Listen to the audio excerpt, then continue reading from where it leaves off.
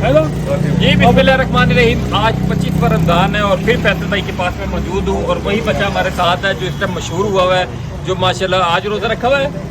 हाँ जी, बच्चा माशाल्लाह सारे रोज़े रख रहा है और वर्कशॉप पे काम कर रहा है।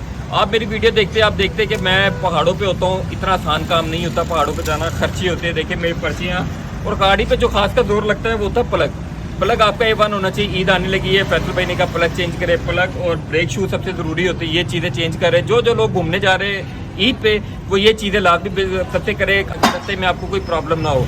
और अभी फैसल भाई से पूछिए, फैसल भाई क्या कंडीशन है?